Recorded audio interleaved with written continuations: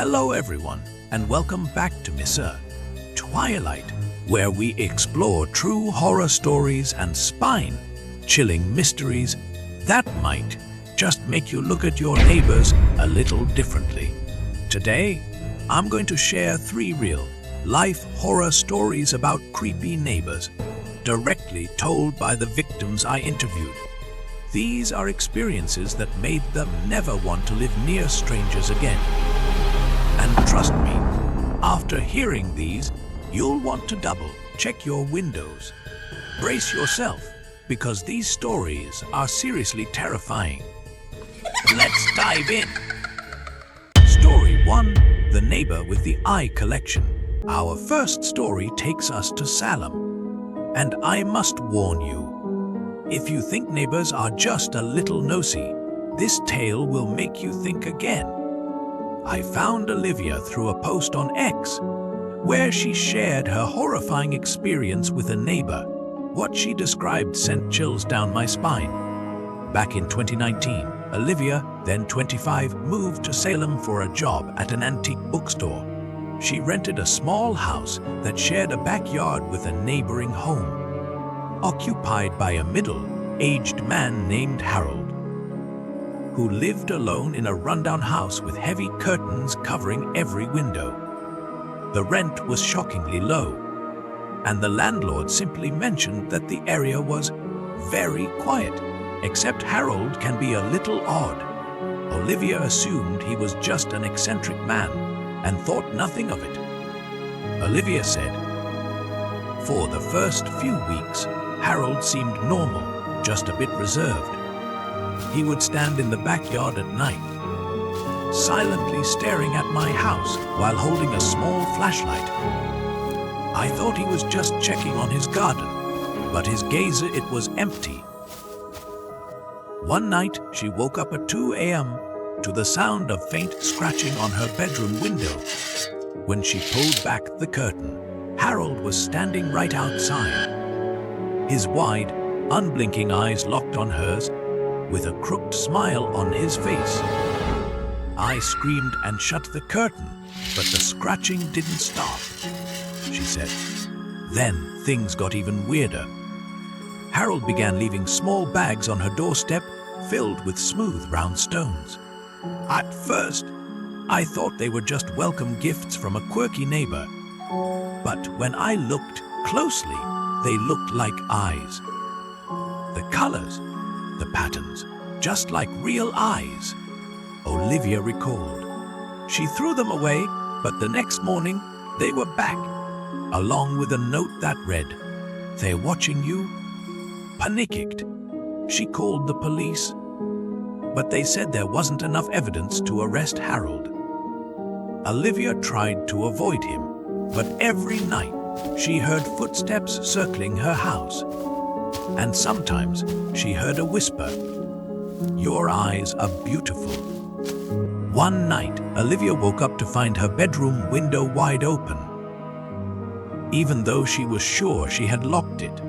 "I heard this hissing sound, like someone taking deep breaths, and felt warm breath on the back of my neck," she said. When she turned on the light, no one was there, but on her pillow lay one of the eye stones, this time smeared with fresh blood. Terrified, Olivia installed a security camera. What the footage revealed shook her to her core. Harold had crawled through the window holding a small knife.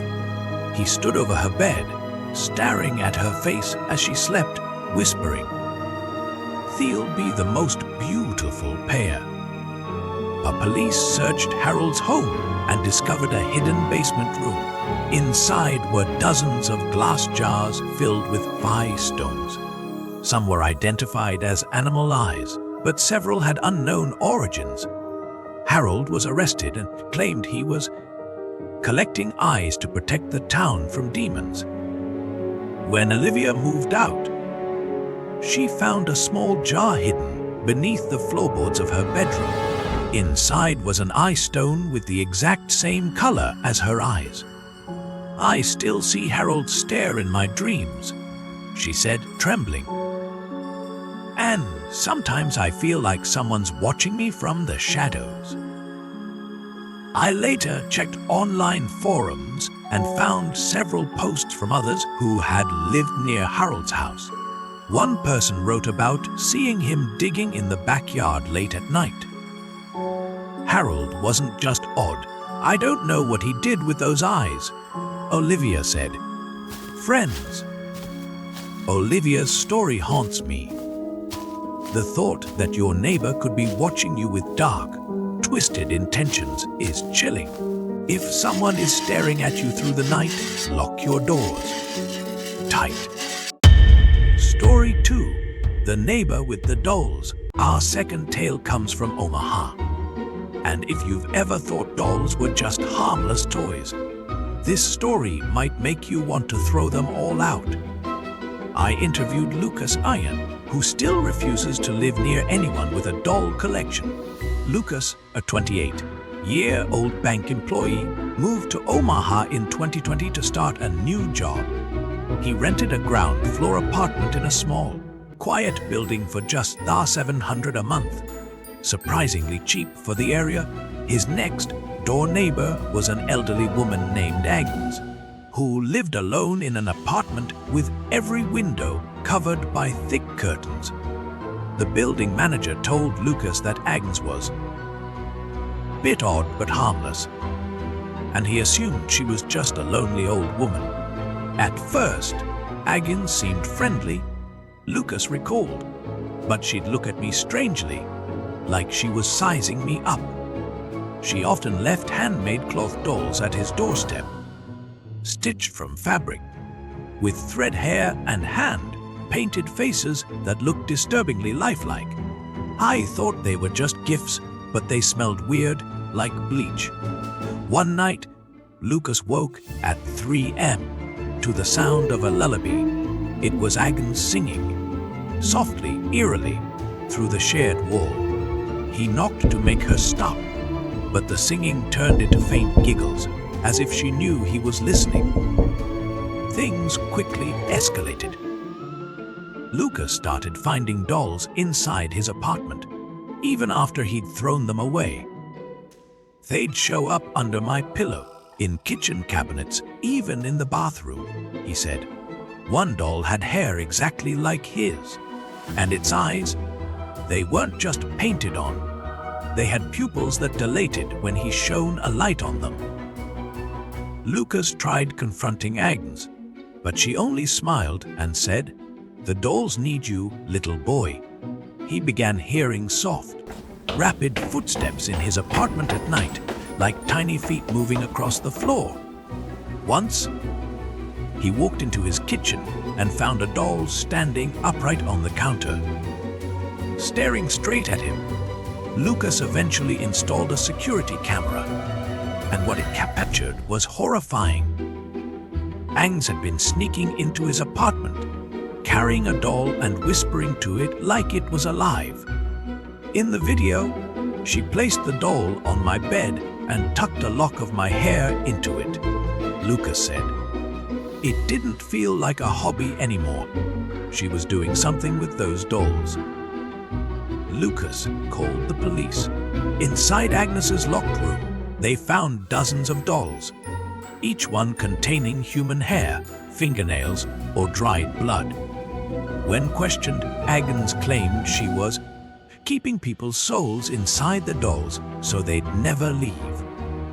Later, Lucas learned the building had a dark past. Back in the 1990s, it had been linked to a series of mysterious disappearances. Some of the missing tenants had reportedly complained about Agnes before vanishing. When Lucas moved out, he discovered a doll hidden under his bed. Its face was painted to look exactly like him. Taped to it was a note that read, "You'll always be mine," Lucas shared.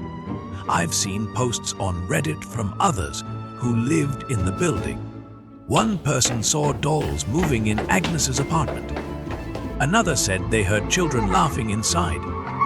Though Agnes lived alone, Obs wasn't just creepy. Lucas said she was dangerous, Lucas's story is chilling. Just the idea that your neighbor might be collecting your hair or blood for some dark purpose is enough to make your skin crawl. If you ever find a doll at your door, don't bring it inside. Story 3. The Neighbor with the Red Room. Our final story comes from Boise. I interviewed Amara Patel by phone, and even now her voice trembled as she recalled what happened. Amara, a 26-year-old teacher, bought a small house in Boise in 2022 to begin an independent life. It had 3 bedrooms, a lush front yard, and was priced at just 60% of the market value. Her next door neighbor was a man named Victor, who lived in a shadowy, dimly lit house. The real estate agent described him as very private, but never a problem. Amara assumed he was just a reclusive type and didn't give it much thought. In the first few weeks, I never saw Victor, Amara said, but I often heard a chainsaw from his house late at night, like he was building something. One night at 1 a.m., she woke to a knock at her door. No one was there, but on the step lay a note that read, "Do not look into the red room." She brushed it off as a prank. But the following night, she saw Victor standing in his backyard, staring at her house. In his hand was a hammer, stained with something dark red that looked like blood. Soon, a vivid red light began shining from one of Victor's upstairs windows each night, accompanied by faint moaning sounds, as if someone was in pain. I tried to look through the window, Amara said, and saw a completely red room with strange symbols on the walls, like ritual markings. In the center, there was a table and someone lying on it, motionless. Terrified, Amara called the police. But by the time they arrived, the red room had vanished, replaced by what looked like an ordinary storage space. Victor calmly told officers that Amara must have imagined it. "I know what I saw," she said. "I wasn't dreaming." Things only grew darker. Amara began seeing Victor in her backyard late at night, digging holes and burying large black bags. "One night," she said, "I woke up and saw him standing right outside my bedroom window. His eyes were completely white, no pupils. I screamed and shut the curtain, but then I heard him whisper, 'You've seen the red room. Now you must join.' She installed cameras and captured terrifying footage. Victor creeping into her yard at night, leaving behind small, blood-stained bone fragments on her doorstep. Digging deeper, Amara discovered the area had been linked to a series of unsolved disappearances in the early 2000s. Victor had once been investigated, but there wasn't enough evidence to charge him. Desperate, Amara contacted an investigative journalist. Together, they snuck into Victor's house and found the red room hidden behind a false wall. Inside was a ritual chamber, covered in occult symbols. A shrine built from human bones stood in the center, along with a journal listing names of victims.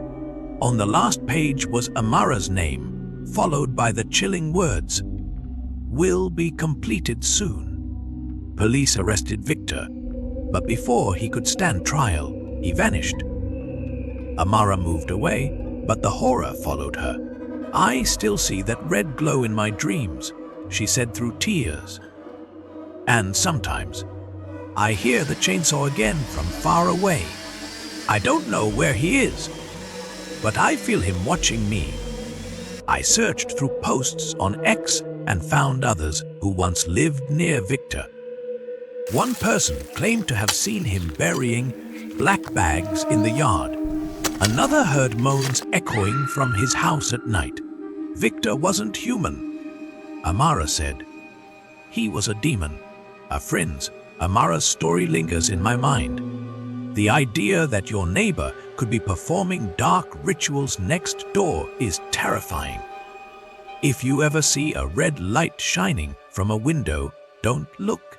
So, we've journeyed through 3 chilling true stories about creepy neighbors: the eye collector in Salem, the doll keeper in Omaha, and the man with the red room in Boise. These experiences serve as eerie reminders that sometimes the greatest danger lurks just next door, hidden behind closed curtains and polite smiles. If you enjoyed this video, leave a comment and share any creepy neighbor stories you've encountered. Don't forget to like, share, and subscribe to keep the horror coming. Thanks for watching, and be careful the next time you peek over the backyard fence. Stay spooky, bye-bye.